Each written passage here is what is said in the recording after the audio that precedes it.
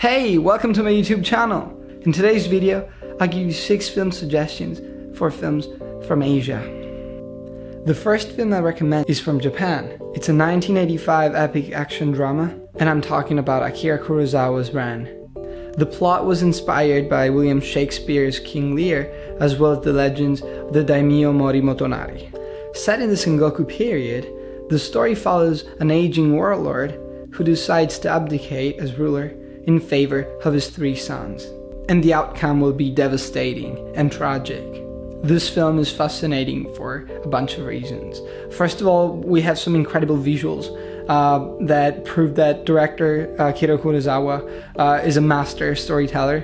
Though the pace of the film changes as the story evolves, it's still so intense and deep, and it keeps you engaged with the story. I really suggest you watch this film, especially if you're fascinated by the culture and history of Japan. This film is set in medieval times, and you will enjoy a lot of the costumes and habits of those people from those times. Now I'll talk about another Japanese film from 1999, and that is Takeshi Kitano's Kikujiro. The story is about Masao, a 9-year-old lonely kid who decides to spend his summer vacation looking for his estranged mother that he never met. Kikujiro is an immature man who's never had any responsibilities, and when his wife gives him 50,000 yen to travel with Masao, the journey begins.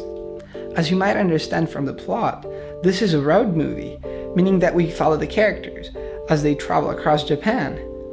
That can be very interesting, fascinating, and enjoyable if you like Japan as a country, or if you're into their culture, if you like the landscapes of Japan and the countryside, or even the people. This film is quite sweet. We empathize very easily with the character of Masao, but we empathize with Kikujiro as well. And though there is a lot of drama in the story, it is sometimes interrupted by Takeshi Kitano's funny sense of humor. And now, to conclude with Japan, I'll give you Shoplifters from 2018, directed by Hirokazu Korida. I really suggest you watch this fantastic film, especially if you like Bong Joon-ho's Parasite, which is very similar to this. The tone here is very different. The plot is about this non-biological family that relies on shoplifting in order to cope with a life of poverty.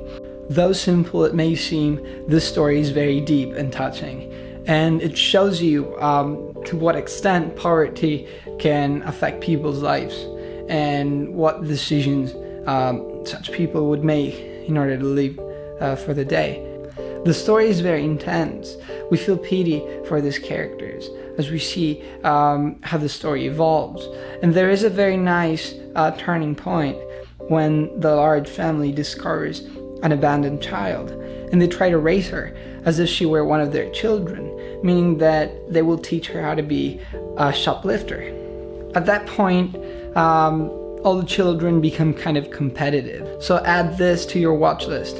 Alright, so much has been said about Wong Kar-wai's In the Mood for Love, so you might as well skip to the next suggestion.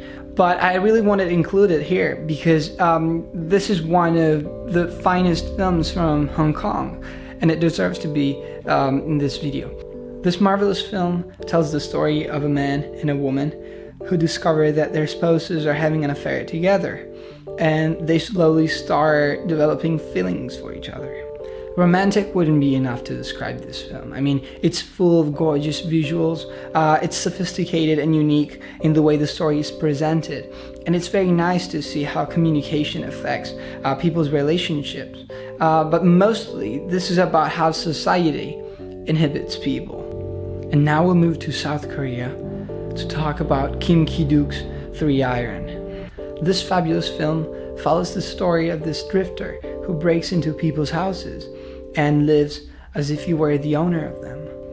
It's very intriguing because we see him act as if he actually lived there. Like, he takes showers, he makes dinner, he does housework, and at the end he cleans the house to make sure that when the owner comes back, he doesn't realize what happened in there. Then one day, our homeless guy enters a house where there is a woman that is abused by her husband, and the two of them start developing a relationship. But Kim Ki-duk kind of romanticized this idea of replacing people for a few days by stepping into their houses and then stepping out. And last but not least, today's final film suggestion is another South Korean film written and directed by Kim Ki-duk, and I'm talking about spring, summer, fall, winter, and spring. The story of this beautiful film is pretty much about the life of this Buddhist monk as he passes through the seasons of life, from childhood to old age. I loved seeing on screen this very idyllic and dreamlike environment. We see this gorgeous monastery, which is a very tiny house floating on a lake in a pristine forest. It's just sensational to see all the nature surrounding our characters. We really don't see many characters in this story. It's as if there were a personification of nature, and it witnesses the spiritual growth of the character as well as the course of events.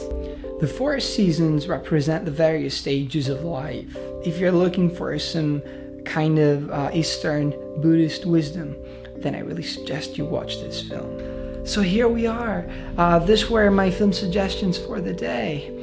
In short, one of the reasons why I love watching foreign films is that they inevitably show you their culture and the habits of those countries. It's something that they don't do on purpose most of the time, because it's inevitable for them to show you those elements, and it's inevitable for you as a member of the audience to notice them. So I'll see you in the next video. Bye.